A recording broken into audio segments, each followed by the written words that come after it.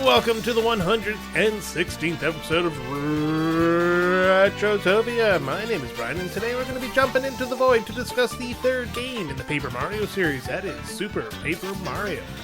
If you're just here for the conversation, you can head about 25 minutes down the road, and you will find the conversation we had with our guest, Joe from Retrobytes, our other monthly podcast that Joe and myself do. But before we flip to Flopside, I have to get the plugs done. So, if you could rate it 5 stars and leave a comment wherever you get your podcast, that helps us get seen. It drives us into the algorithm or whatever magic the internet does. We also have social media. You can find it all at linktree/Retrotopia. That's linktr.ee/Retrotopia.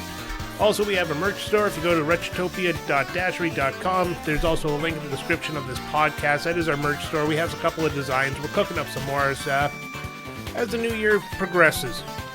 We also have a Patreon, and if you want, you can join the Patreon for free, and you get to take part in polls, chat with the host, you get to write in about the game of the week, you also get to write to the host on the 9-Bit Banter Box, you get the extra show Quick Play, as well as Retrobytes, which is usually 15 days early, but now Joe and I are reformatting the show a little bit, and we're trying to determine the best way forward. We think we have something, but we just have to, let it simmer a little bit more and see how it goes. So, you can enjoy that. It does come out as soon as we're done recording, and then it comes out on the 15th of the month for everyone else who uses the Podbean feed.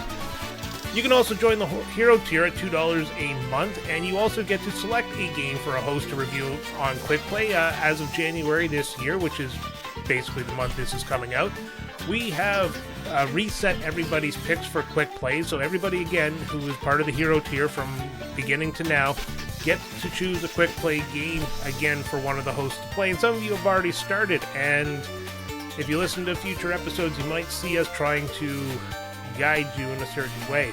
You also get the podcast New Game Plus, where roughly once a month, one of us, or a couple of us, or even all of us will sit there and make a show about something new, or something kind of video game adjacent. Like Sam did the Dragon Quest manga series, so that's the kind of thing you're looking at. We also did a play-in chat with Mario Kart World.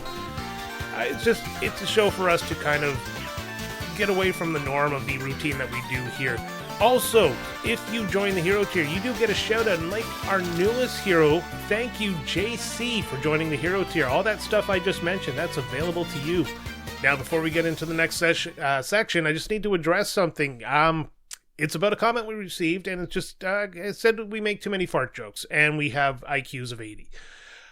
That part's probably true. We're not the smartest podcast out there. I'm simply going to say we are not here to educate people on video games. We're more about the experience as adults with busy lives and how we get on with video games. In a way, we just chat with each other and how we like the video games. Yeah, it's a little bit more formulaic nowadays as it was back in the day, but it's for us, it's a passion. It's not even a job. It is a hobby. Any money we make goes back into the podcast just to distribute it better.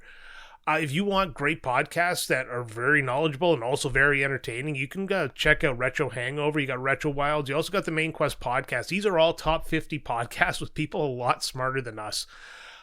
So all I'm going to do is I'm going to promise you this. So going forward, we did discuss this, and we're going to strive to do better, and I promise we're going to hold out on things like the fart jokes as long as we can, because we want to be culturally elegant, like our next segment, the 9-Bit Banter Box.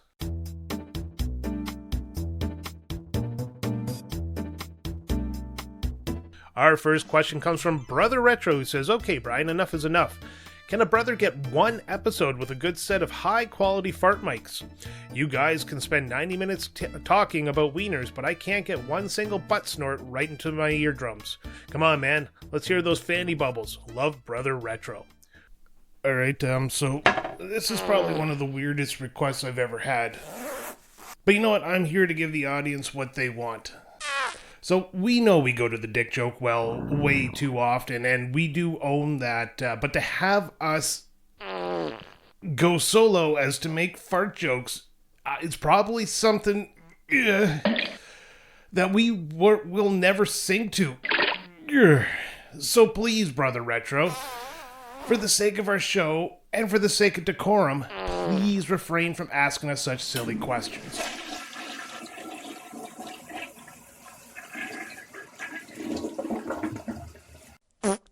We went as long as we could. It was just too hard. Next up, we have Random Yoshi94, who says, "Hey Brian, in Punch-Out Wii, you can get Super Macho Man to say, 'Release the bogus.' What would you like Super Macho Man to release?" Well, he could release the Beast, release the Kraken, as is Pirates of the Caribbean, release the Hounds, but mostly, I want him to release a new game on Switch 2 called Macho Man's Nacho Stand. It's a cooking game in the style of Cooking Mama, and you make nachos, and you run your stand. If a customer complains, it turns into a boxing match, and you get to tune somebody up as Macho Man. Release the bogus. Thanks for the question, Yoshi94, who's changing his name quite often on Discord, and I'm enjoying it. Yeah, keep doing it. I love it. Next up, we got Badass Hooli, who also changes his name all the time.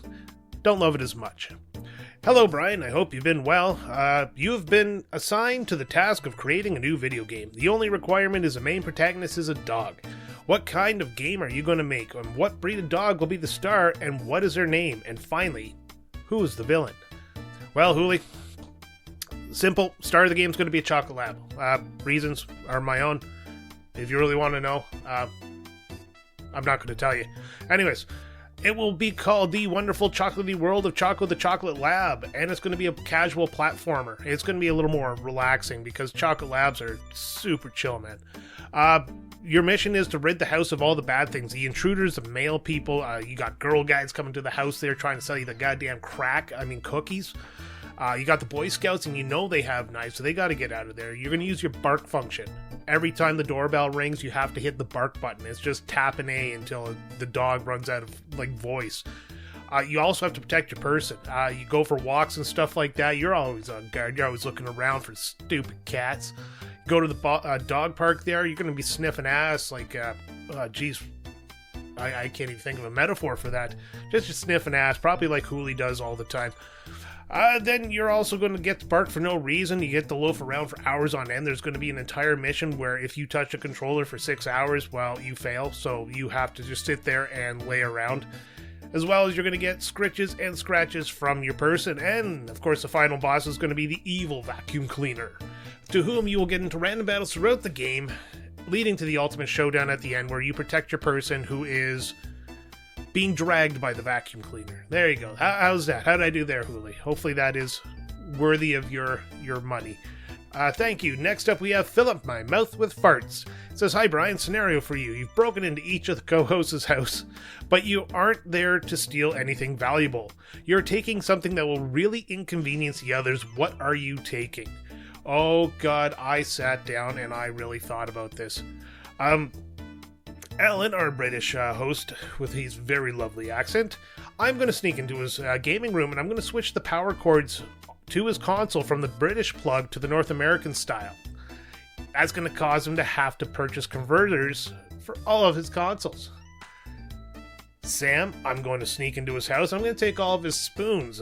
He's going to have a hard time eating soup after that. Just think of him sitting there crying over a bowl of soup because he has no spoons. And of course, Joe, with his glorious Joe beard, I'm going to sneak into his house and steal his beard comb and leave him with this unmanageable mess on his face. More so than his actual face. So yeah, mildly inconvenient, nothing that's going to stop them from carrying on with their day, except for it's going to be annoying a little bit, especially Alan as he's attempting to figure out how to put those 2 prongs into his 3-prong plug. Thank you for the question, Mr. Wee Farts. Next up, we have The Big Deal, who says, "Please rank your top 5 Brians, or Brians with a Y. Please and thank you. First off, I spell my name with an I. It is the correct way to spell it. Anybody who spells it differently is incorrect. That is gospel. I guess. I don't know. Some of the joke I used to make with my cousin. He's also named Brian, but he spells it with a Y. I would always tell him he spells his name wrong. I guess I said it enough. He actually recognized me when I mentioned it to him one time after we hadn't seen each other for probably a decade. Regardless, let's get into my greatest Brians of all time. Let's start with Bryan Cranston. This is in no particular order except for the last one. You know Bryan Cranston from Malcolm in the Middle, Breaking Bad, Your Honor, and all these different types of movies. He's a great comedian. He's a great actor. He's just an all-around, good entertainment person. So he's my first. He spells it with a Y though, so we'll contact him and get him to fix that. Next up, we have Brian May, the guitarist for Queen. No commentary really needed. I really do enjoy Queen, and his guitar work on Queen is just mwah, chef's kiss. Next, we have Brian Cox. Brian Cox is in a lot of stuff. I don't think, well, he's starred in stuff, but he's always been kind of there. And I think I've seen him grow from like a old adult to a really old adult. He was in Super Troopers as the chief. He's in Succession as the father. He's in the Bourne series as the FBI agent. He's just everywhere. And of course, next up, we have the boisterous Brian Boitano, because... What would Brian Boitano do if he was here right now? He'd make a plan and he'd follow through. That's what Brian Boitano do. When Brian Boitano was in the Olympics skating for the gold, he did 2 style cows and a triple Lutz while wearing a blindfold. Because that's what Brian Boitano do. Anyways, the final one, the final Brian, the top 5 of all the 5 Brians is me, because I love me. And you might know me from the co-host of Retro Bites and Retrotopia, occasional guest on other podcasts, and just all-around good guy to drink a beer with. And the only reason I picked me is because, one, I couldn't really find another Brian that I didn't do a lot of research, but no name really came to mind. I mean, there's Brian Leach and the New York Rangers back in the 90s. That's probably the only other one. But also, you gotta love yourself. So that's what I'm gonna do. I'm gonna love me, and that will be my top 5 list of Brians. Thank you very much, Mr. The Big Deal. Next up, and finally, we have McFlurry XD, which I've recently learned the XD is actually a smiley face, more than it is probably the end of his name. God, I am so old. They say, hey, Brian, I heard you over on Ye Old Podcast to blank a couple of weeks back, which is how I found out about your show in the first place. I'm glad you guys are still doing shows together. Adam seems like a good dude. I hope the holidays were good for you and yours, and I hope 2026 is good for you. Cheers from the Midwest down here in Freedom Land. Well, I've been on Remember the Game with Adam Blank a couple of times. He invites me on occasionally, and I've been learning to keep pace with him. The man can talk, and the man can talk very well. It's really a joy to kind of sit there and see his process. It's definitely amazing. It's definitely he's one of the people who inspired us to kind of do this show. And some of the chats I have with him they're just fun. The guy is funny, even when he's not always trying to be funny. He's a good comedian. He's a good person. And definitely, if you listen to this show first and then you haven't listened to anything else, check out Remember the Game. On top of all those other podcasts I've mentioned in this show. Also, I'm a moderator in his Discord, something he, asked me to do, and God, I've been having a great time because it's like the easiest community to moderate. There's very rarely anybody that causes any issues, so he has managed to do what, we strive to do, which is foster a positive environment for everybody who shows up. So thank you very much. Happy holidays from the Retrotopia crew to you as well, and cheers from your upstairs neighbor here in Canada land. Now that's going to do it for the 9-Bit Banter Box. Thank you very much, everybody, for writing in. As always have some fun doing this. This time I got to cut a few clips, record something before we got a question, comment about it, and then we just laughed. Anyways, we always love hearing from everybody. It's always a good time to answer these questions. Really makes us think, really warms us up, for the week. But speaking of warming up for the week, all the positivity and all that stuff, well, it's time to take out the monkey paw of Retrotopia. It's time for Choose One, Lose One.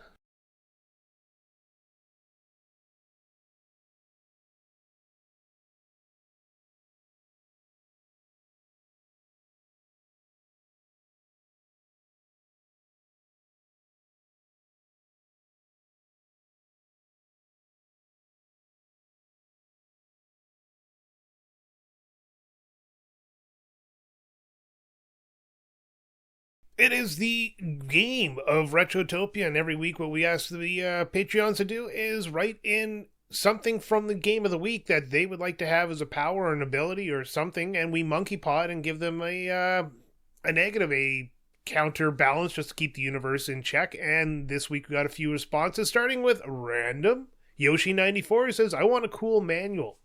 Now, I'm going to assume you're talking about the game manual. I took a look at it. It's a pack full of information there, and it's very colorful as well. So You do get your manual. You get your manual that explains everything Yoshi 94, but it's written in a dead language and nobody can translate it, so we still know nothing about you. Next up, we have Old Man Gamer, It says, I love the ability to become paper thin that would make peeping on Sam so much easier. Well, you do it. You get your wish. You overdo the Ozempic there, and you are now 2D thin. You are paper thin. But you're made of tissue paper, so you cannot stay erect. Sam somehow cures this problem. I'm not going to get into how he does. A wink. Next up, we have Badass Hooli. It says, I would like the ability to flip between dimensions, please. I have seen you flip between dimensions when you came up to Canada for a comedy show and you had some of that Canadian jazz cabbage there. You were not in the same dimension as the rest of us. Whoa, baby. But yes, you can now flip between dimensions, but like Mario, you go from your standard dimension to the next. So you can only flip between the third and fourth dimensions. And the fourth dimension opens your mind so wide that you go insane with the knowledge of everything. You just come back a bumbling mess like I am, and nobody can take you seriously. Finally, Unbuckle Cape from the Unbuckle Cape comics, as well as a new one, which I unfortunately the name escapes me right now. I apologize. But he says, I want little handy-dandy companions to help me with simple tasks, mainly the little hands so I can get stuff across the room. I appreciate your laziness. I am right on board with that. So you get your pixies, is what they are called in the game, and but they never leave you alone. They're always there, they're always around you, and they're always watching. The hand eventually learns to anticipate your need to get the lube, though. So, positive on a negative. So that's everybody for Choose One, Lose One. I hope I did well. I love doing that game. It is a good time. And speaking of a good time, guess what time it is? It is time for Alan to take over the mic and give us the Gentleman's Interlude. Once upon a flip of the page, in a kingdom where stories were pressed flat like origami, and heroes could step sideways out of destiny, there lived a plumber named Mario. This tale is Super Paper Mario, a storybook adventure for the Wii that begins not with a jump, but with a prophecy.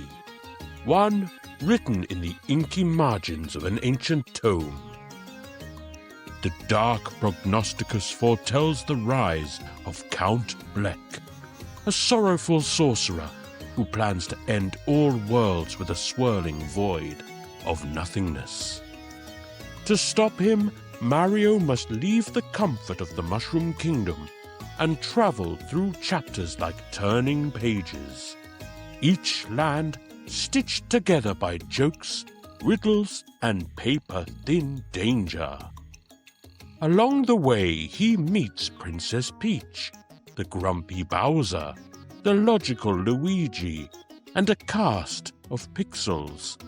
Tiny fairy companions who grant strange powers and sass in equal measure. What makes this fairy tale delightfully odd is its magic trick. With a press of a button, Mario flips the world from 2D to 3D, revealing hidden paths, secrets, and the truth behind flat appearances. Enemies become puzzles, jokes become lore, and even villains are given hearts heavy with regret. The story laughs, then quietly asks about love, loss, and whether fate can be folded into something kinder. Behind the scenes, this book was carefully bound by Intelligent Systems, the studio known for thoughtful storytelling, and published by Nintendo. It was directed by Ryota Kawade and produced by Kensuke Tanabe, blending action, platforming, and role-playing into something uniquely paper-graphed. The story first opened its covers in North America on April 9th, 2007, followed by Japan on April 19th, 2007. European readers joined the adventure on September 14th, 2007, with Australia close behind on September 20th, 2007. And when the final page turns, Super Paper Mario leaves you with a gentle truth. Even in a world made of paper, feelings are real, and stories can change everything. As always, we'd like to thank you, Alan, for the work you put into the Gentleman's Interlude. It's acceptable. You'll get a good review on your annual performance review. No raise. So before we get into the episode here, we always like to open up a section on Patreon to give you a chance to weigh in your thoughts about the game. And we start with Brother Retro, who says, as a huge Mario fan in general, this is a series I've been sleeping on for too long. Maybe this episode will push me enough to finally check the series out. I hope it does, because it's a good game. Next up is Random Yoshi94, and I keep doing that because he has a question mark after Random, by the way. He says, so I really enjoy Paper Mario games. Have the first one on the NSO, Thousand Year Door remake, and this on Wii and Origami King. I still got to put some time into it, though. Yes, the Paper Marios are good, great, okay, a little bit worse, and why did they even bother? Kind of in that order. Next up, we have Badass Hooli says, I haven't played this since high school, but I love this game. My favorite Paper Mario. Well said. And high school, having seen you, was probably last year. Unbuckled Capes says, and he's going to wrap it up for us, he says, I think this Paper Mario gets looked at as sort of the black sheep, and I guess I get why. I love this one. I love the different characters and their different abilities. I love that it wasn't the standard turn-based battle system. Yes, that made it more of a traditional Mario game rather than the standard, up to that point, Paper Mario formula. But I still really liked it, and it's one of the few Wii games I played to completion because the motion controls didn't feel too out of place. Exactly. We get into it, but yes, this is the only Paper Mario game that doesn't use a turn-based battle system or a combat system like an RPG, but it still has RPG elements. It's really well done. It's like you have the feeling of the original Mario Brothers, but the gameplay of a role-playing game, because you still level up and get more health and power and stuff like that. They incorporated them both together in what I've been calling a platform RPG, which I'm pretty sure is already a thing, but I like to pretend I coined it.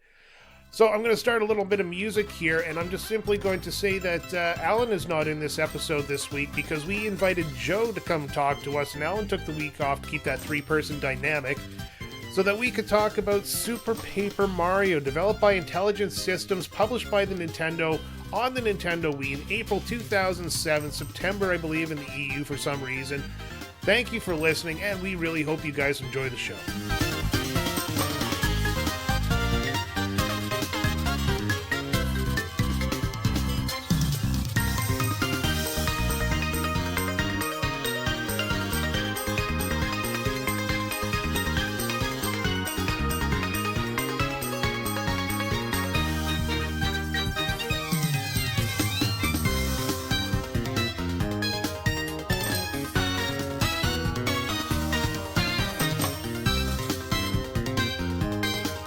It is time for Super Paper Mario. I am, of course, your host with the most, Brian, and, as always, the Luigi to my Mario. With me is Sam, my podcasting life partner. Heterosexual? TBD. Yeah. And joining us this time in lieu of Alan, who has taken the day off or taken the week off, we have brought the Retro Bites co-host back from his time away, just getting off a fresh cold there. And you might have heard him on the Mario Kart episode and the Pokemon episode, Gen 2, I believe it was. That is Joe. Joe, how are you doing?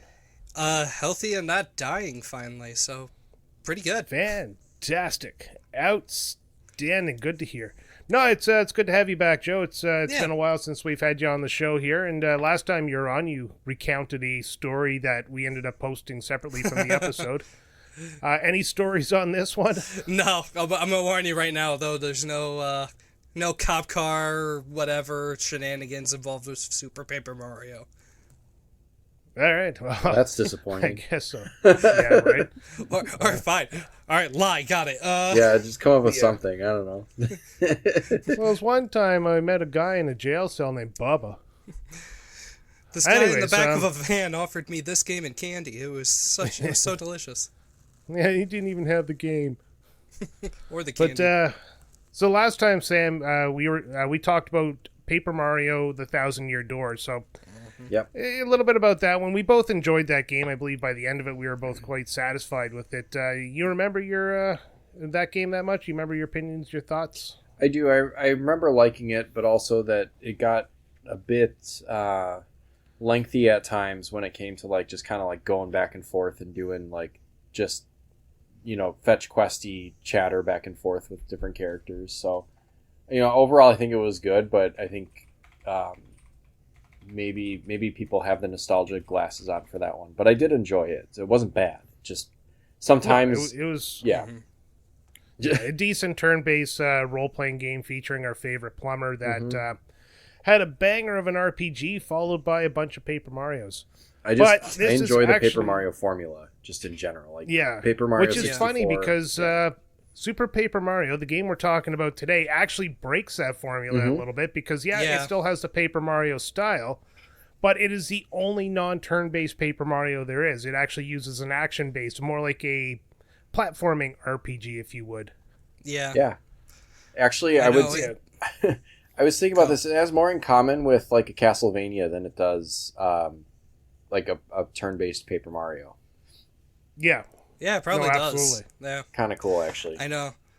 I remember, because I picked this up at launch, and I was still pretty young. I think it was one of the very few games, first games I bought with my own money. But I remember playing Thousand Year Door a ton, and then when I saw this, I was like, oh shit, another one. Sweet. And pick it up, and just, at first, I hated it just because I was so used to, your traditional turn-based RPG, and then this was so different at first. It took me a minute to kind of get used to it and then fall in love with it after. Yeah. No, I guess that segues us right into the history there. So we know Joe's history. Sam, what's your history with the game? None. So the Wii that I have was actually my parents' Wii, and they were like, well, we don't really want this anymore. You want it? And I was like, oh, yeah.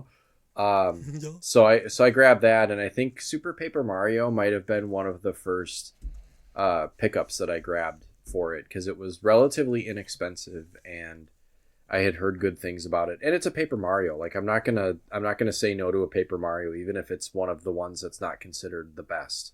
I'd still like to try it. So that's my history with it. And I don't know where else I was going with that. I picked it up as part of the collection, and here it is. Yeah, that's same with me. I had the Wii and Paper Marios. They're RPGs. I've been a big RPG guy, and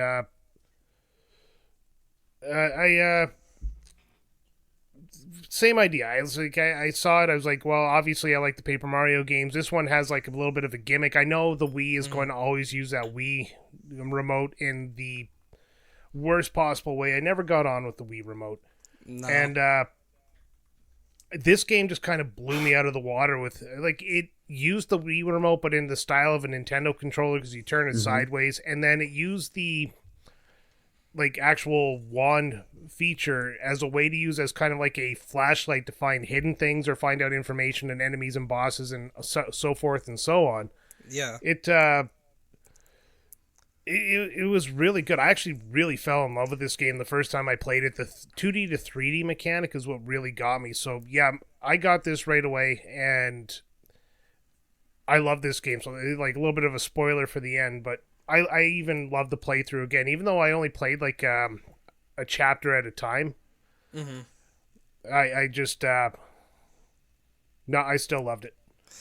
Yeah, I appreciate how much it didn't beat you over the head with how much Wii remote gimmicky just crap it could have, because I feel like everything around this time, because this was pretty early in the Wii's lifetime, I think, too, and just everything was motion control, and it never worked right.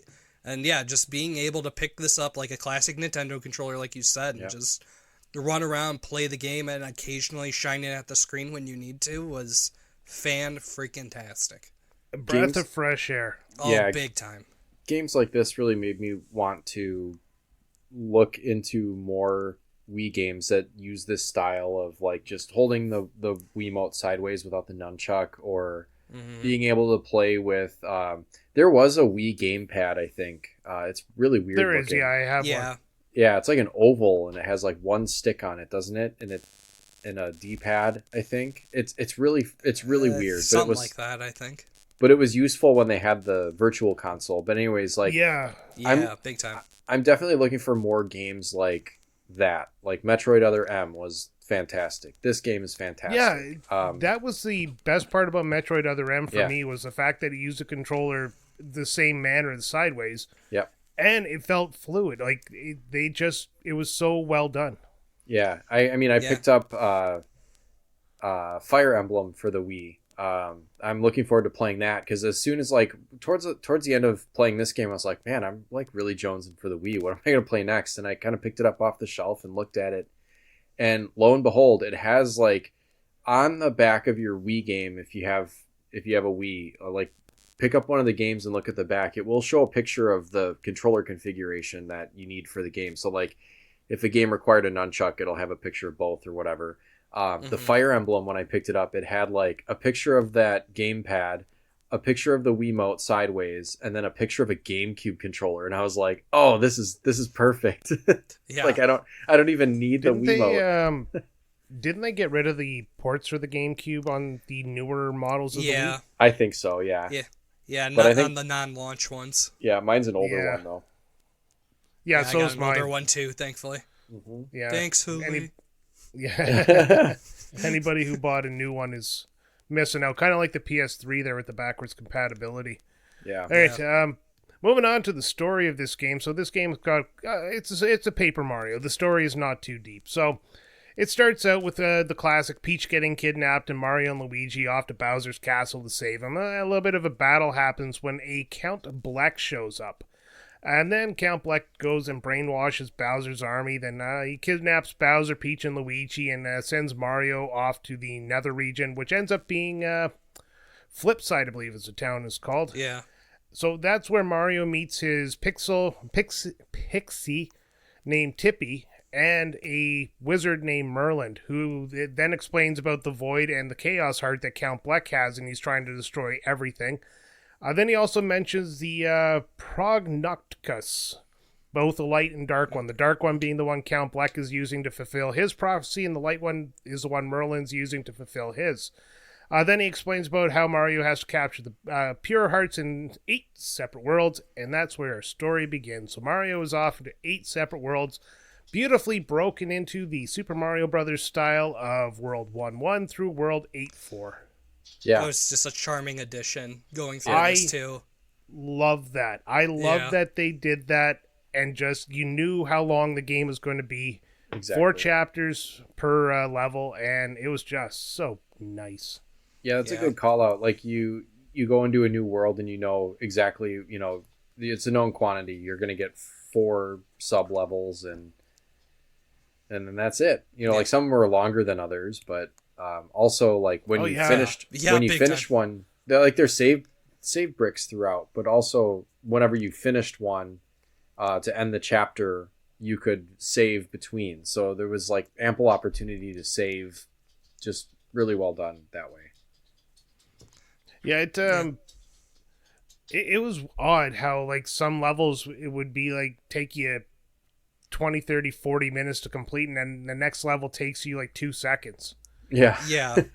Or No. the one level, the level 7, I think it is, the 100 battles, where you're going through and you end up having to do 26 battles before the story kicks in, and from there you just continue run for a while past all these guys, and you can talk to them and they're just letting you go by, and it was just tedious after a while. Yeah, I could have done without that. I was like, well, at least we don't have to do all 100 battles.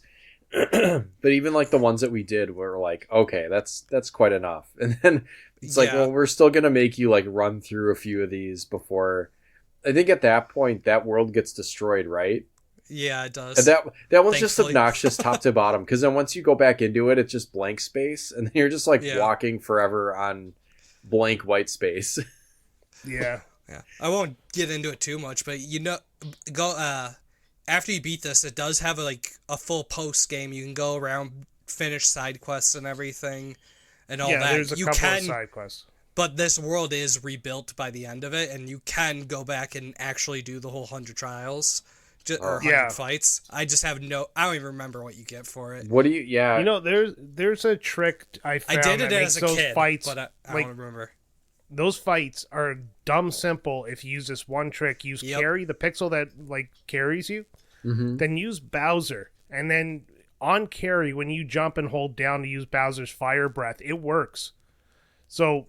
Oh. You basically have the most powerful attack in the game, which is Fire Breath, and this platform that makes him fast as fuck, and it just becomes the most broken part of the game. That was 90% of how I beat bosses. Oh, shit. I would swap between that and did you guys get...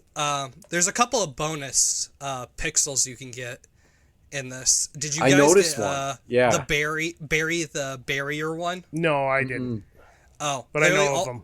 Yeah, all you had to do was go back into the pixelated world one. I forgot. I think Bitlands is what it was called. After you beat it, and he just joins your party. Is that the one that's hiding behind a bush?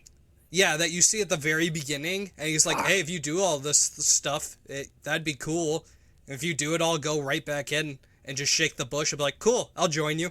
Oh, that's But yeah, awesome. he's a protective barrier for 2-3 seconds, and you could just mash him too. So, it's literally just straight up invincibility. Nice. And the barrier does damage on top of it, which is just beautiful. Yeah, I never got Barry, but I knew of Barry back when I played it the first time. You went through the walkthrough and you got everything. Yeah. You have Barry Dash L when you beat the 100 fights, and then you have Piccolo, who you get in... I don't even remember. Piccolo, I had to look it up earlier. It's like a fetch questy one, if I'm remembering. You gotta go talk to this person, and then talk to this person, and then talk to this person type deal. Is that the one that makes you tiny? Key. No, Piccolo's another optional one. That, all right. Yeah. And you had to hunt that one down. Okay. But it does make certain things easier and stuff, but it's not necessary at all. It just cures negative status. Oh, nice. And that's actually cool. I think it does super damage on 2 sub bosses as well, if I remember right as well.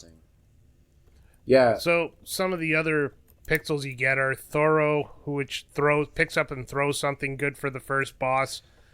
Boomer, which blows up cracks in the wall and certain enemies. You get Slim, which turns you sideways, so because you're Paper Mario, you're already slim, and that lets you avoid certain obstacles because you disappear from the screen. You're basically in 3D land without being in 3D land or 3D view. Mm-hmm. You get Thudley, which does the Mario butt slam. You get Carry, which lets you ride him like a skateboard over spikes and stuff like that. Fleep, which reveals hidden objects. You'll see cracks in the screen that are glowing. They flip. Cudge, which is the hammer. Dottie, which shrinks you. And then if you go back and get Barry, which is a quick one, is your barrier. Yep. Yeah, they were pretty cool. Which was your favorite? I'm a sucker for a hammer. Oh, Carry? Really? Because of what you just mentioned. Speed. Yeah, movement speed and then the fire. Just movement speed. Yeah, Yeah. I was 95% on Carry because even when I had to switch, I'd go back to Carry right away just because it was a lot faster to get around. And you don't have to worry, like you said, you don't have to worry about spike enemies or anything ever. I should have used that. Damn. What were you rocking? Just the hammer? I love the hammer. Possible? No, yeah, just any Paper Mario game. I fucking love that hammer. So I just walk around and smash the shit out of it. It's a solid optional. Yeah. But I mean, well, we talked about it a little bit too. I mean, there's also just play as Mario. You play as Mario, Bowser, Peach, and Luigi. Mm-hmm. Eventually. All eventually. And you lose Luigi. And then you get him back, and then you lose him again, and then you get him back, and yeah, that's a whole mess. But who did you guys use the most? Who was your main party member that you were using throughout this? Bowser with Carry. Like I said, it was just 90% of the battles were just shoot fire and then ride Carry around for speed. Yeah, if I had known the Carry trick, I would have used Bowser more. But he's just too slow. I was gonna say he was slow as shit otherwise. Yeah, which is his drawback. I mean, he doesn't jump particularly Obviously. high, and he's slow, but that he makes up for it in his attack power and his fire breathing. I use mostly Mario. Literally has. Yeah, I think he literally has double attack power of like all your other party members. Yeah. Well, Mario is my second most used because I don't constantly flip to 3D just to check shit out. That too, yeah. Having that at hand really quick was really useful. Yeah. So before we get into it, when I say flip into 3D, just for anybody we should who probably hasn't talk played about the that game. Yeah. So this game does a 2D plane, so you're doing a platformer like you're doing any side-scrolling Mario game, but you can also flip into a 3D view where if you're going from left to right, you'll flip and you'll look ahead of where you're going and you can see a certain distance down as far as I guess the Wii can draw. Mm-hmm. And there's secrets in the 3D realm. You can hide from enemies, you can get past big ones, you find other objects, there's hidden paths, a whole bunch of stuff. So this game flips you between 2D and 3D, and Mario is the only character that can do that. Peach, where you get second, she can float like she does in Super Mario Bros. 2, and if you duck, she becomes invulnerable to anything. She puts an umbrella over her head, and she's just a beast because you sit there and you just don't get hurt. Then you get Bowser. Like I said, Bowser has a fire breath, but is slow as fuck. He's just super powerful. And then, of course, you eventually get Luigi, who, like Super Mario Bros. 2, or was introduced in Super Mario Bros. 2, can jump higher than Mario. So... Don't die, Joe.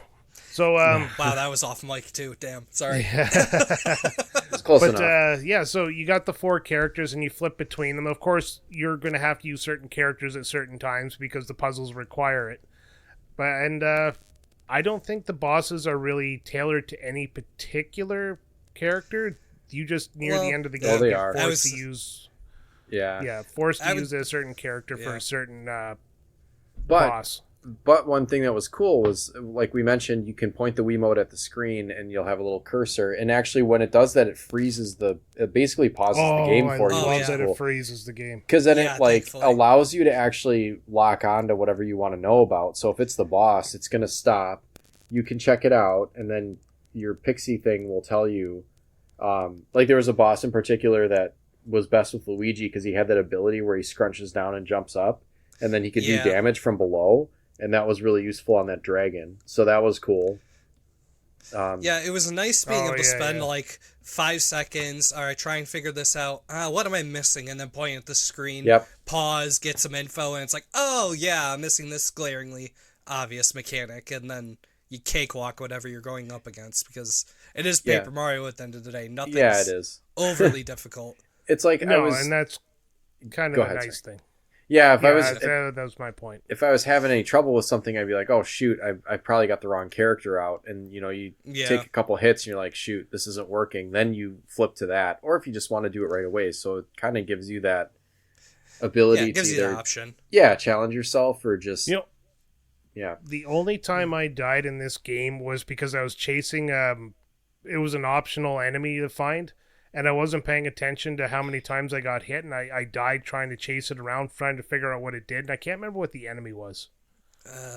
I know it was like you hit it dumps out coins every time you hit it, but you can only get it in the 3D world, and trying to land on an enemy in the 3D world is hard enough, and this thing would run away from you. Yeah. Is it one of those coin purses? Well, I loved... was it? I don't remember those. But that's the thing I was going to say, too, about the 3D flip mechanic. I liked it for puzzles and exploring, but God help me if you had to use it in combat.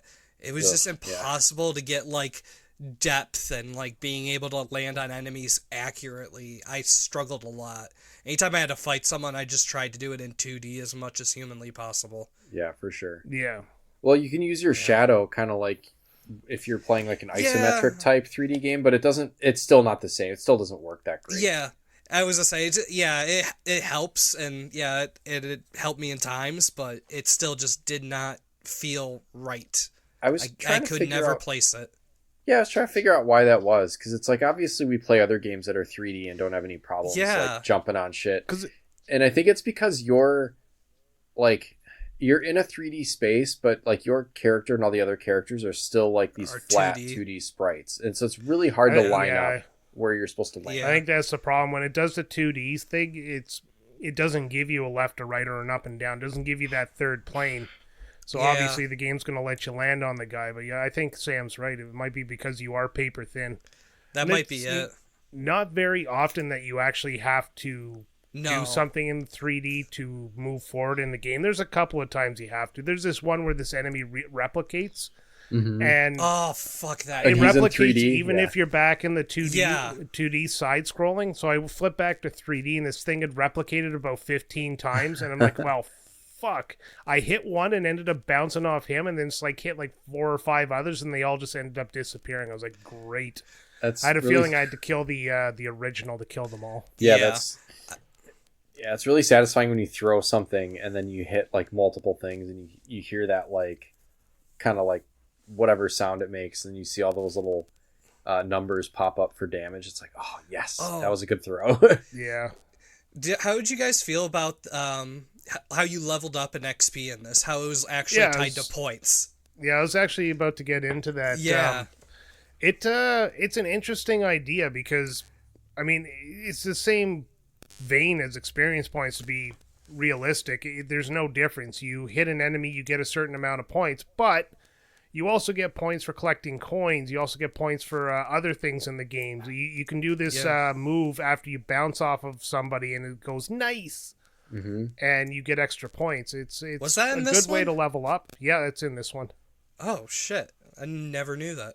Yeah, it's a Oh, timing thing. So you bounce off somebody and you hit the button again. He does Yeah. a flip and Oh shoot. yeah. I remember Like the little doing flip? that in Thousand Year Door. I never Yeah. attempted that in this because did it tell you that, or did you just No, guess I and just figure that I out? did it accidentally, and then from that point I figured out how to do it. Oh, shoot, Okay, that would have yeah, been useful. that makes more sense. Because I was like, I don't remember hearing about that even. Damn it, that would have been nice. I know. Yeah, And I only learned about literally it leaving like, experience. yeah, I only learned about it at the very end of Thousand Year Door too. So it's like great. I could have been using that the whole time. That sucks. Did you notice in some of the early levels, like World 1-1 there, some of the throwbacks to the original Super Oh, Mario yeah. Brothers? Yeah. Like right off the bat there, it kind of goes through World 1-1 of Super Mario Brothers. Not like exactly, but close enough that you get that nostalgic feeling. Yeah, I think like the first half of it is just straight up World 1-1. And yeah, it just plays like a dream, and then you had the 3D mechanic just to see it from a different perspective, which was fun as well. Yeah. There's a World 1-2 somewhere too where you go down a pipe and then there's like 3 warp pipes and all that, like everything. yeah. Yeah. But if you go on the warp pipes, you end up going back instead of warping. Yeah, they're not forward. really warp pipes, but it's still set up the same. It's kind of cool. Yeah, it was kind of a nice callback. I like that level. That was the one where I didn't go back and get the block or whatever the what did you call that one? The barrier one? Barry. Yeah, Yeah. Barry. Yeah. I was a gonna say cool the level. pixel names aren't hard. They're named what they do, Pretty much, yeah. which was nice at times. What was your guys' favorite world? Yeah, that's a great question. I'm just kind of looking them over because like Yeah. the early levels are kind of a blank. But Yeah, you know what? Bitlands or the one where everything is pixelated, where you find Bowser. Yeah. I like that one. That was neat. I know. I was a big fan of that. It's probably mine as well. But I like the playability and like how the Bitlands worked in Chapter 3. But I like the idea of the second to last one, the underworld, underwear, and over there. I like the underwear, idea. Oh yeah. I love the idea of that, where it's like, hey, your game's over, you're dead, you're in the underworld. It played like utter shit, though. I hated playing it this time around. Climbing the clouds in the over there, like the upper area. That drove me nuts, where you had to go through the different doors to find the different gurus or whatever they were. It's just every chapter in that one had some aspect of, and I hate this trope of like, you get like to the very end of it and it's like, hey, oh yeah, you need this thing that's all the way at the beginning, you better run back there. And every chapter had one of those bits. And just, this is also the point too where I was like speed running this last night. And I literally had to do this whole chapter and the last one. Yeah, And those are rough just to be left back to back. No, it was bad. It left Yeah. such a sour taste in my mouth. Yeah. Yeah. I'm like, fucking regret doing this now. Yeah, that's why when you said you stayed up late to play like the last 2 levels, like, oh shit, that's rough, dude. Because the Blex Yeah. Castle kind of sucks too. I got a question for you guys. Yeah. Did either of you take the warp pipe like that's in your inventory back to Flipside? Constantly. So, yeah. Did you, every now when and you then. went back into the world, did you start at the like 7-1 all the time, or were you able to choose your world or your level? I was able to choose if I, Okay, got 'cause- to it. World 8, the only time I used that warp pipe to go back, and Oh. I was on 8-2, and I had got to the save point. I was like, I need some healing items, and I used it, thinking I could start back at 8-2, but it started me back at 8-1 again. That sucks. I wonder, because that one is so unique, I wonder if that's why. Yeah, I've that's why I had to never ask you done guys. it. Yeah, I never did it on that world, and that might be why I never encountered it. Because, I mean, I don't know if you want to get into it now much or not, but you end up losing party members in that one as you progress through Oh, the yeah, chapters. Yeah, I guess. I wonder if that's part of the reason why, if you went back, it would. Because when you went back to Flipside, did you have your full party? No, well, I didn't actually jump into the battle in 8-2, so I never flipped back to Flipside after Interesting. 8-2. Oh, So you lose that's Bowser why. in 8-2, right? Yeah. Yeah, you have to complete a chapter to be able to jump to it. So if you were mid in it, that's why. That is an interesting point, though. Like, if you progress to a point where one of your party members has temporarily left and then you warp out, do you get them back, or do I you don't still... know. I think they'd I wish stay I would have gone. tried that. Yeah. Yeah. Because there's nothing you have to do in Flipside requires all 4 of your party members. Like if you're just going to buy items and stuff. So yeah, I imagine. Yeah, the I would say characters unless are you're doing something hyper specific, no, yeah, you don't need them all. Yeah, because before you do Chapter 7, Mario's on his own before he finds that's true. Luigi, right? It's. Yeah, I didn't think about it that way either. You're right. But what did you guys think about Flipside and its alternate flop side when you found it? How long did it take you to find the pipe between the two? Not too long, actually. I was saying this time not too long. As a kid, way too damn long. Yeah, this Yeah. time longer than I want to admit. Oh really? I Dang, would that say sucks. I would say definitely, like, if I were playing this as a younger kid. I mean, this came out, I was already probably like 20 or whatever, so I wasn't a young kid, and I didn't play it at the time. But like, I was Still trying on to, the bottle. Just that Right. bottle was. I was big. trying to think about like, how would I have felt playing this as like a 10-year-old? And I was like, yeah, I probably would have, like, Flip and Flopside probably would have been pretty confusing because they are kind of mirror images of each Yep. other, and there is one very specific point to get through. And then also there's a puzzle somewhere in Flopside that lets you access more of the I think there's like heart pillars over there and stuff too. Like, Yeah, it's like you where last you go 4 through heart that pillars mirror. are on flop side. Yeah. Yeah. And there's like a mirror that you have to get through, but to activate it, it's like, Oh fuck that puzzle. that puzzle fucking sucks. Like, I you were googled it. I Yeah, was I like, did too. I'm not doing this. I'm not wasting any Oh, more you're time talking with the this color thing. blocks? Yes. Yeah, those are dumb. Oh, let's get into that one, Sam. That's you reminded me of what I wanted to talk to you about. The worst puzzle in the game. I think it's It this happened. one. I don't even think it's the one you're talking about. It's this one. It's No, this Oh, I know color the block. other one. Yeah, I know what you're The talking one I'm about. talking about in World 5-1, you have to hit blocks in a certain order, and you get 3 blocks. And the first one is simply like hit block 1, 3, 2, and then it opens Yeah. up a door. The second block Yeah. is like a 15 number code Yeah, that you have to find from a random guy you talk to in town. You have right. to buy it from them. Buy Do it you from. really? Oh, yeah, that's right. I Oh. just cheated. Yeah. I just. Yeah, I It's looked it not up. much. I looked it up. Uh, The problem I had too with much that of, puzzle, fuck this. you know, when there's like some sort of a block puzzle, like, I want there to be some sort of indicator that what I'm doing is actually doing something. Like, Yeah. those blocks were just completely Yeah, they're inert. Yeah. Yeah.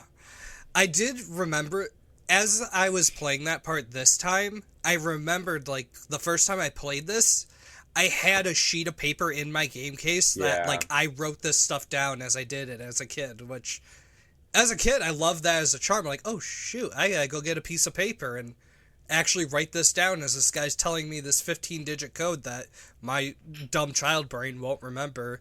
God, my my adult brain is not gonna. Yeah, no. I was gonna say, now they think about it. Yeah, my adult brain's worse. But, and yeah, now I just took pictures of my phone and just like opened it up, like, all right, that, whatever. Well, that's 90% of my note taking. I used to have a notebook now. when I gamed all the time. Yeah. Just like write random things down, and the notes aren't even straight because you're going so fast. It's all over the place. And that notebook was, a big nostalgic thing.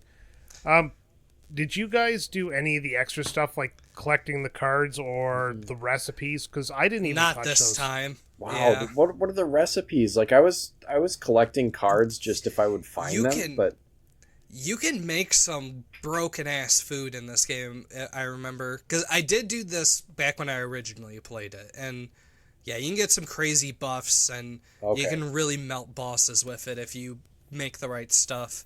I did find the hidden ingredient shop this time on accident. That was fun to find. I think I did too. Where it was just I didn't know what it was for. high-end ingredients to make like crazy shit. Yeah, I was gonna even touch it. I was gonna mention this before. Like there is quite a bit to this game. Like we all kind of played it at a surface level, had a good time with it, didn't have any difficulty with it, just kind of played through it. So when I first started playing it, I always like to look at how long to beat, just to kind of see. For games like this, it's pretty accurate. For like a tough old platformer, it's like it takes 30 minutes. It's like fuck you, it takes like 3 days. This game, it says it takes about 18 and a half hours for the main story, but can stretch to 50 plus hours for 100% completion. Like how much shit they packed in here. Just absolutely ridiculous. It's all the damn cards is what do it. And it says there's two pits of 100 trials. Yeah, there's a flip side and a flop side, which I didn't even find the pit of 100 trials this time. I don't even know where it was. No. Oh, I think I did find it. Even? So one is in the actual world where it originates, right? The other one is down in Flopside. There's like this weird wall that like even if you flip 3D Mario, you can't go past it. But you can jump high as Luigi and open it up. And there's a pipe, or like you're going past this point, and it says like, do you want to save here before you go to the pit of 100 trials? And I was just like, no, I don't even want to do that. Like turned around and left. I know exactly where you're talking about, but I ended up like going through another part, and I ended up back in where I started, and I skipped that pipe altogether. It was right there. I could have done it. See, I didn't even find any of this time because I dealt with this problem the first time I played this game too. I cannot make a mental map of Flipside or Flopside. It's really tough. I get so lost in the damn overworld. So this time around, I just went to wherever I needed to exactly and got out of there as fast as humanly possible. Well, think of it this way. Like I couldn't do it. Like it's not a traditional like map. No. In a way, like when we think of a map, we think of like a top-down view of like a bird's eye view of something, and that's how our brains are like wired to think about space that way. Like this is as if you had a map across a stack of images on paper, and then they were just stacked. Like you can't. Our brains don't work that way, so it's like really confusing to try to get past. Like and look for even if you've seen one of the heart pillars before and you can picture where it is, there's no way you can orient yourself to where that is. It took me so damn long to find the last heart pillar because that was the quickest one for me. Well, no, because some bullshit. It's out in the open, like blatantly, long before you need it, but it's not active. It's just a heart floating in the sky. So you forget about it is the problem. Well, so again, I literally forgot entirely about it, ran everywhere else, and then finally went back there. I'm like, oh yeah, it's this dumb one that was here the whole time. No, it wasn't that. It wasn't that I forgot about that. Like I definitely clocked that when I saw it. I was like, I know I got to come back here. That's probably the last one. Like that's pretty obvious to me. But then once I got that last heart, and I was like, yeah, well then I think like, oh, I know exactly where I need to go, but like, fucked if I could find my way there. I went like the fuck that is. Yeah, I went like 8 different places before I figured it out. I was like, oh, there it is. I'm just so happy to hear it's not just me that got lost on Flipside. God damn. This is so validating because I'm like, am I a fucking idiot? No, like, it's weird. I could do this as a kid. What's wrong? Brian. Meanwhile, Brian's saying he has no problem, right? Yeah, he's just like, Yeah, no, it was, well, I mean, it wasn't like dumb simple, but, no. Oh, wait, it wasn't dumb simple, but it was definitely, definitely a learning curve on that one. Yeah. I mean, this game had to have had a strategy guide. I would have been like really curious how I mean, you would just have to have like images of the screen and just like A to B, B to, C to C, that kind of thing to map it out. You would just have like long images of what those planes looked like and how they connected is basically all you'd have to do. Oh, yeah, it does. Like that. I was going to say, I might pick one up. Because honestly, this game would be a lot of... Oh, well, I just found a digital one for free. Oh, sweet, dude. It's the whole thing scanned in. Yeah, and it's it. Yeah, this game could be a lot of fun with a strategy guide, I bet, honestly. Oh, yeah. I mean, it was fun without one. Knowing where everything is. Most games are fun with the strategy guide. I was never a big strategy guide kid, like, growing up. I never bought them, but it was probably just because money. All right, let's get into the enemies here before we start wrapping up. But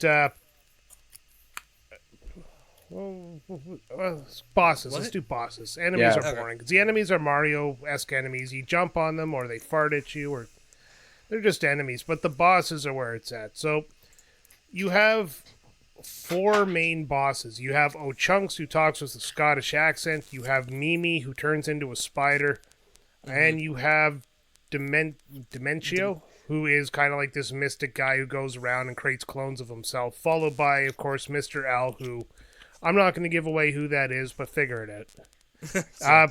Best boss fight.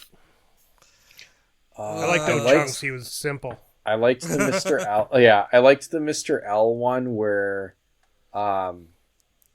is that in the space level? I didn't get to answer that question. The space level is my favorite one. The one where you're in space. Yeah. Again, sit on carry there, and it's a lot easier. Oh yeah, you literally turn into a spaceship. It's great. But I did like. You really needed to use that pixel, man. Yeah.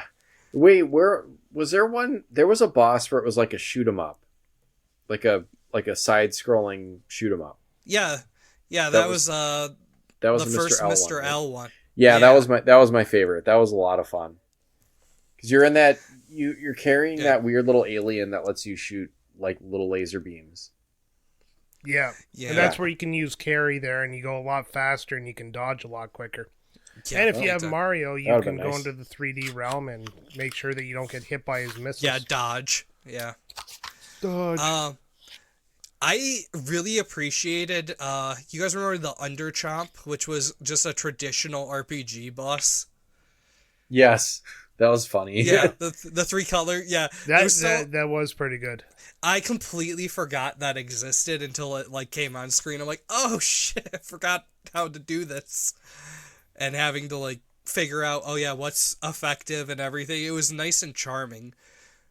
That one got the most attention for me, but honestly, I enjoyed the final bosses just because it was nice being, hey, I'm putting all this XP, all this power, everything I leveled up for to use. But a lot of them didn't stand out to me gameplay-wise. I don't know why, now I'm thinking about it. The most annoying one was Mimi, though, because she turns into the spider there, and the second time you got to fight her with Peach. Oh. And I forgot that you had to stun her and then bounce off her. So I ended up like using a whole shit ton of items. I kept knocking her down. I was like, I'm fucking rocking this bitch. How the hell have I not beaten her yet? So I looked it up, because they don't give you hints on the second time you fight them. No. So I looked it up, and it's like, oh, don't forget to bounce on her head to knock her legs off. And I was like, you bastards. Yeah. Yeah. Well, did you not try the same thing you're saying with Bowser works with Peach, and you just turn into, you have invincibility on the bottom from carry when you jump with Peach, and you're fully invincible from the top as you duck. Yeah, I just jumped and ducked and just jumped at her like a wrecking ball. Oh, and God. I would eventually... Yeah, and then I would just eventually... Well, I would bounce off her so much I would end up on top of her, and then it would do damage. Oh, see, I knew you had to pick up the rubies Sam. that she shot out. But no, she wasn't a hard fight. I just forgot you had to bounce off her head when you hit her with the ruby. Oh, yeah. You have to do the additional hit, because if you don't, it doesn't even register. Then she's Yeah. invincible unless you knock her legs off. You're right. Oh, yeah. But, yeah. Well, Bosses are cool. Bosses are a lot of fun. Like, yeah, I think you fight O-Chunks 3 times, and Yeah. he's always a good time. You Or just 4. pick him up, throw him, and then you have some other non-repeating bosses who don't associate with Bleck. You got Francis. You go back to him later, you can get another pixel. He's just a nerd. Just a Francis. giant-ass nerd. He fits in with the rest of us. That was a fun part of the game too, where like you're playing. It's like turns into a dating sim with with Peach and Francis. It's like you get to pick the responses. I thought that was pretty. This game had a lot of clever little things that probably like if you're playing it as a little kid, it's just gonna be whatever. But like if you kind of know games or gaming, like there's some fun shit in here that's really funny. Yeah, it was nice and Oh, charming good times. sometimes. Actually, now I'm looking at a list now. I actually enjoyed the first boss, that dragon, because I felt like it was the best use of like using the flip mechanic throughout the boss fight. Like, it would like come at you from the side of the screen, so you flip, run to one side, jump on it, and then you're like jumping over stuff in the air and throwing stuff. It was, I don't know, it used so many mechanics that It was I a really good enjoyed boss it. fight, but the problem with this game is like you forget about it as much as you enjoy about this game. So it's always like you're playing a new game, because I forgot everything about it's Fractale's the name of the boss, but I forgot everything about it until you mentioned it. Yeah, I know. As soon as I looked at it, I'm like, oh yeah, that one was really fun, and it's the first damn boss. I wish they would have saved that. There's just so much. There's so much packed into this game that, like, I mean, there it's, really is. It's relatively quick to play, especially for like, I don't know if you would consider this an RPG or a platformer. It's a little of both. Yeah, it's a tough call. But like, it's got so much in it that, you know, you could play through it. Like, I could go play through it again, and there would be stuff that'd be like, oh yeah, there was that. That's fun. And I only played it like last week, so yeah, there's a lot of replayability. I think I would play it again, and I would try some of these different like tactics we were just talking about with like carry and stuff like that, or trying to find some of the additional pixels and use those. Yeah, if we weren't on a schedule, I wouldn't mind going back and just kind of exploring. I might actually, while it's still fresh in my mind, go attempt those 100 battle pits and stuff. Yeah, since there's technically 3. So what did you guys think of its graphics? Like, it's the bright, cheery colors all the way down to like the just simple white lines on a black background of Castle Bleck at the end. Do you think it was a good design choice, especially with the worlds disappearing and the like World 6 gets completely obliterated to simply white with a couple of black lines to indicate, you know, ground?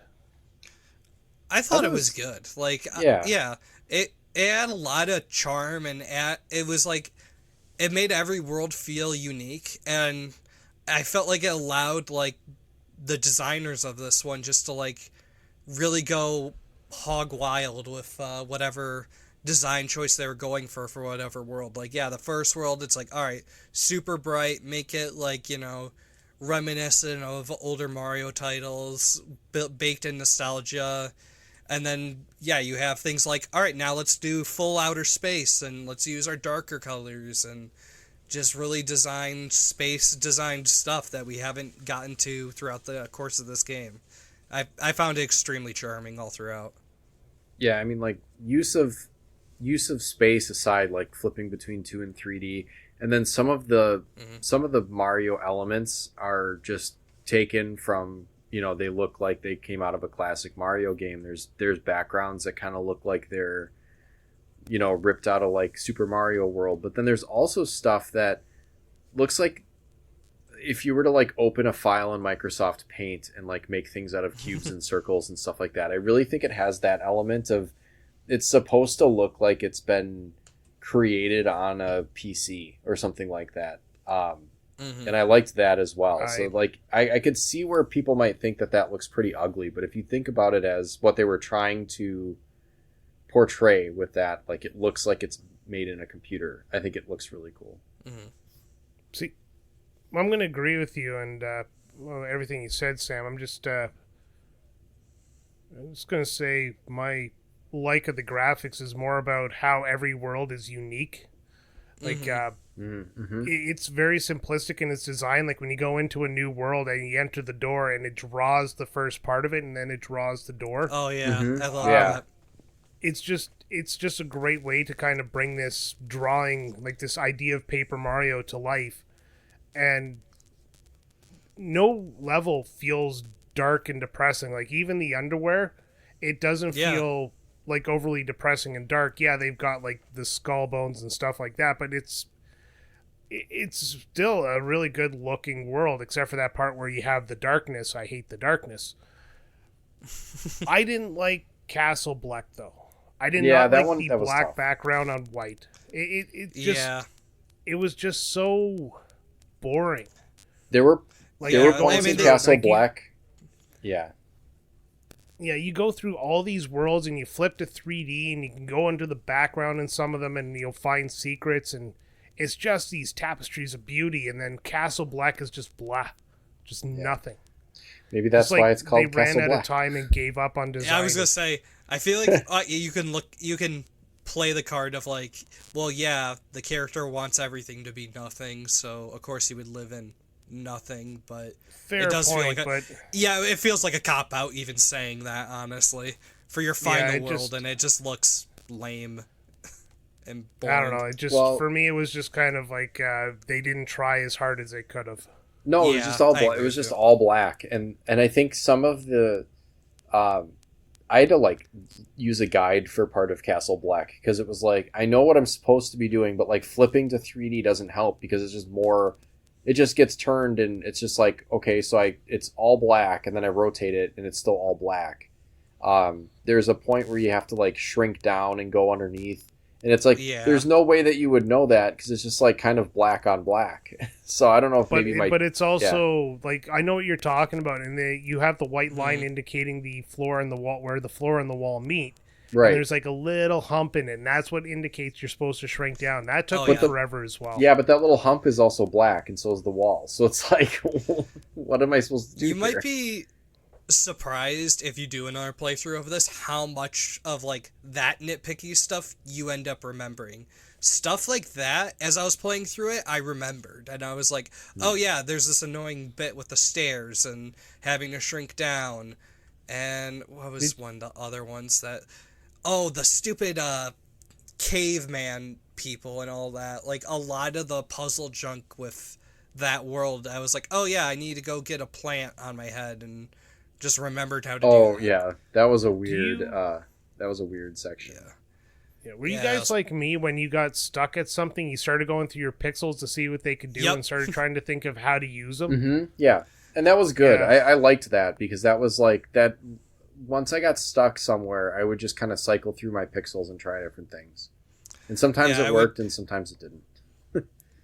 Yeah, I'd use the tip thing on myself, so it would be like, give me a hint, and then it'd be like, all right, time to cycle through all my pixels, all my characters. Yeah. Use every ability at my arsenal. Flip again, all that stuff. Yeah, it was pretty good. Let's get into the music. It'll be the last thing before we wrap up here. I like the music in the game. It is very appropriate for a Mario game.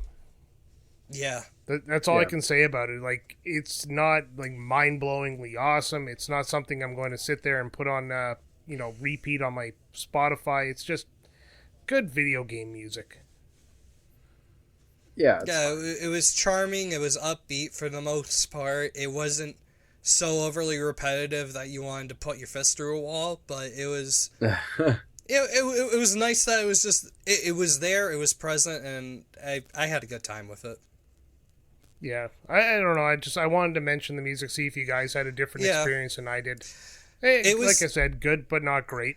it was nice just how it was distinct to every world. Like, yeah, while the designs are changing a ton, the music's entirely different from world to world to kind of match that. Like, the space one is just, like, epic and deep and, like, makes you feel like you're in a Star Wars universe, essentially. And while, like, then you have, like, cavemen, and it's all, like, tribal drums and everything. It was nice to see it match.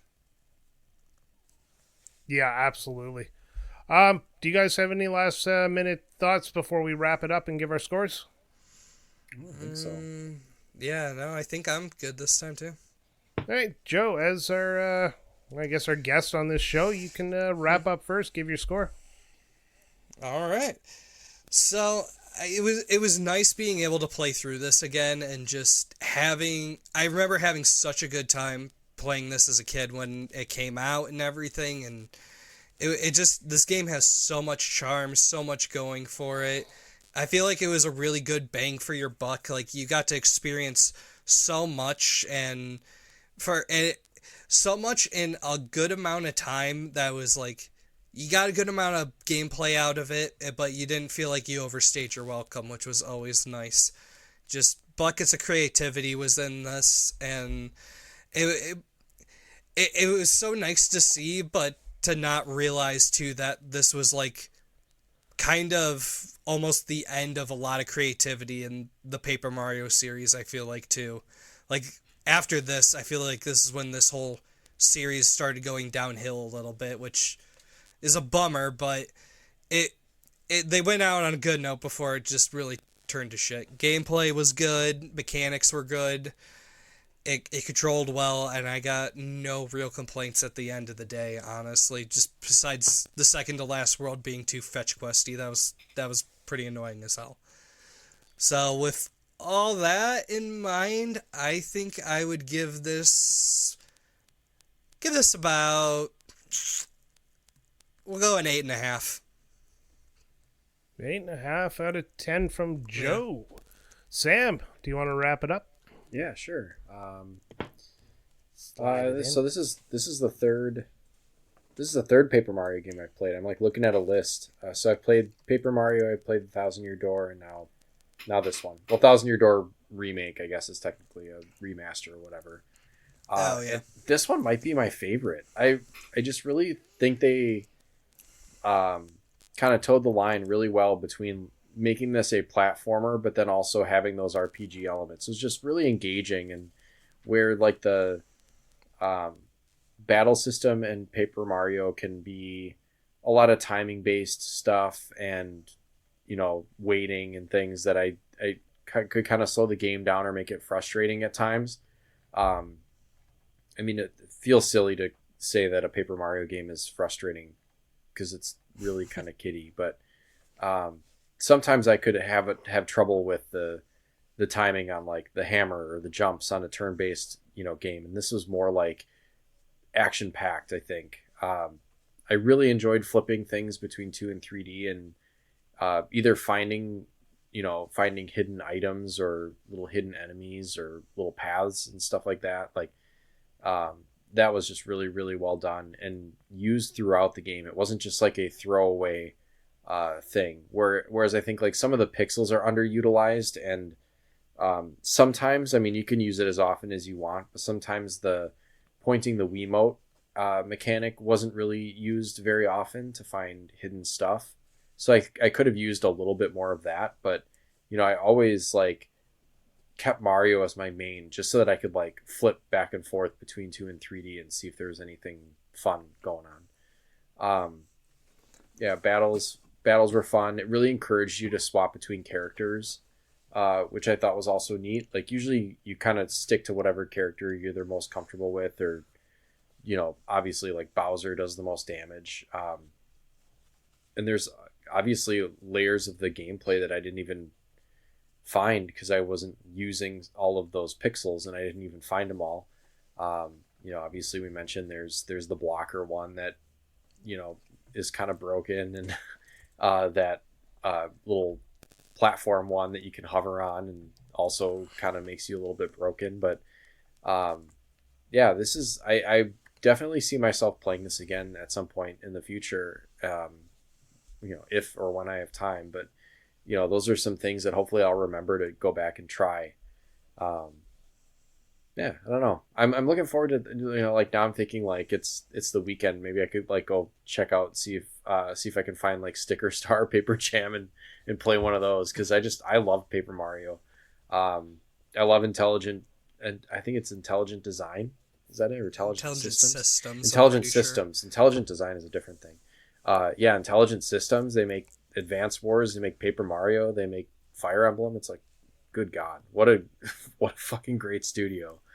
I'm gonna give this a 9. I really, really enjoyed it. I thought it was awesome. All right, so we got an 8.5 from Joe. We got a 9 from Sam, and now it's my turn. This is going to be kind of hard. I'm watching the Canada versus Slovakia game as we're talking because I'm Canadian and hockey's on. How they doing? This game, the minute I turned it on, I was immediately enjoying myself. My biggest problem was the worlds broke up in such a way that I could just kind of checkpoint myself so I could play here and there. And it took me a little bit longer than I wanted to get through this game. But that's not really its fault. It's more my adult fault because they just my brain would say, hey, now's a good time to pause. And it'd only been 15 minutes. But yeah, it's just me. But the game itself, Sam said it, the flip to 2D to 3D is absolutely fantastic. I like the variety of pixels and the different things you can do with it. The puzzles are all tailored to the different characters who have unique abilities. Peach can be invulnerable if she ducks, but she also floats, which gets you over some wide gaps. Bowser, of course, has the flame for the power, and then Luigi jumps high. And Mario's ability to flip in 3D is the entire, game onto itself. The worlds were different. The worlds were unique.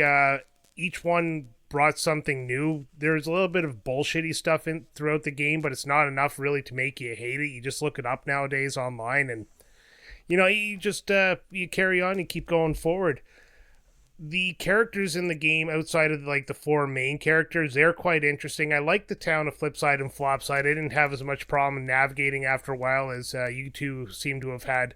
So it wasn't really a huge issue for me, but it did take me a while to find that pipe, so I might have had a little more experience running between the towns because you had to do a long trek to get between them if you didn't find the warp pipe in the first area.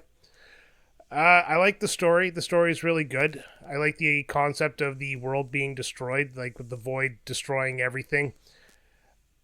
I like the little twist with Mr. L. That was kind of, obviously you're going to know who it is by the time you play the game, but I did like how they used him as one of the bad guys. All in all, I want to go back to this game. I want to actually try the Pits of 100 Trials, do them both, especially using the Bowser carry trick there, where you're just basically steamrolling everybody. Even if I get through 50 of them using that trick and I have to work on the last 50, that's still 50 I've killed. But we'll figure that out in the future. I'm going to agree with Sam on this one. I'm going to go a 9 out of 10. Because it is not the perfect Paper Mario. It's my favorite Paper Mario, but there has never been a perfect Paper Mario. Thousand Year Door would probably be number 2. And I'd say Sticker Stars might be my 3rd favorite Paper Mario. Ooh. Mind you, I will let you in on a little secret. I've never played the original. Oh, you should. Yeah. I played it. No. Yes. I played it back, after I've played these, I went back and played it, and I found that to be a pretty charming experience. It's a really Are you talking to Paper Mario or Super Mario RPG? Because that's I'm talking the original. Paper Mario. Oh, yeah, I guess that's true. I mean, Super Mario RPG Paper is Mario. good, too. No, Paper Mario is fantastic. It's so good. Yeah, it really is. I'm surprised you guys went with a 9s. It's a great game. I'm comparing it to Thousand Year Door, and this is better than Thousand Year Door. I put Thousand Year Door over this, but just by the smallest of margins. But this one, using the platforming as opposed to the turn-based combat, really works for the Paper Mario concept, and especially the way they utilize it in this game. So that's why I went with the higher score. And I love doing my turn-based RPGs. Yeah, it's the perfect. It's the perfect mix of what Mario is, which is a platformer, and an RPG. Using the score for that, it's brilliant. This is what I always like to see in a video game is some innovation. Like, obviously they're going to throw their flagship characters onto these, because why not? You want to sell units, but this could really translate to a lot of different types of games. Yeah. Yeah. I was wondering like if there's anything else like this, I guess, in the kind of action platformer meets. There's not even anything like this in the Paper Mario series. No, I know. Like, after that, this is like, it. More. I want more, and then there's not. I mean, I did mention up top that it is kind of like a Metroidvania, which I guess if I'm craving that sort of a challenge, then I guess I would just play like a like a Castlevania or something like that. But it doesn't have the same charm. Type of, yeah, it's not charming like Mario is. Yeah. There are some games like I just went to ChatGPT because I was too lazy to try to fumble through Google right now. Just poison someone's drinking water. Yeah. Don't worry, all the data centers are in the States. We're fine. Yeah, I know. They're trying to build one in my state. Get it the fuck out of here. Yeah. There are a couple of games out there. Bug Fables, Born of Bread. That'd be closest for the spirit of the gameplay, but other than that, it's just it's pretty unique. And Canada just scored, and they're up 1-0. There you go, buddy. Yeah. Oh, good. USA lost, by the way. They're going to the bronze medal game. Oh, no, wait. Are they out? I'd have to look at the thing again. I always love when Canada faces off against the U.S. because we get really violent with each other. Yeah, it's true. Yeah.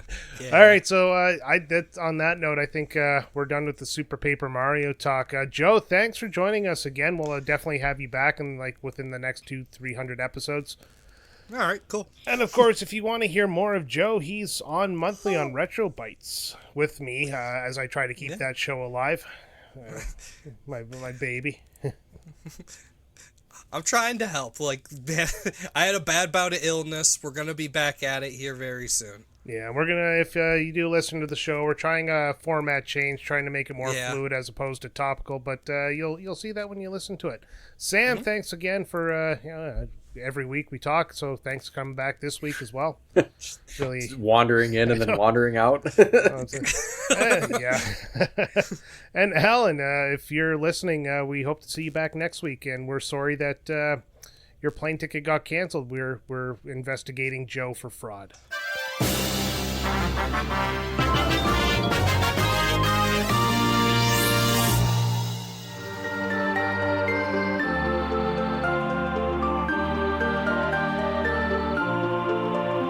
Hi there everyone!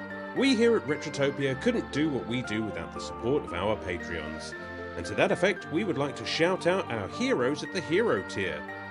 So a huge Retrotopia thank you from all of the hosts here to Andrew Wright, Wildcard, Unbuckled Cape, Makeshift Money, Sergeant Ombre, Randy Berridge, BCOS19, J Nasty 15, Chris Kaplane, Jack Datchler, Sir Busts-A-Lot, Big Kid 782, Super Dave, Big Brown Dog, Stud Still Smash, Fallen Snow Kiku, Radmac, Calin Hygus, Old Man Gamer, Raging Demon, Radioactive Hooli, Blue Shell Discharge, The Big Deal, Dylan Jacobson, Game Genius, H, Brother Retro, Shane's World, Ovindally, Brian Spritzer. So thanks as always for your support, guys. It truly means the world to us and means we can keep doing this little thing that we love so much. Game on.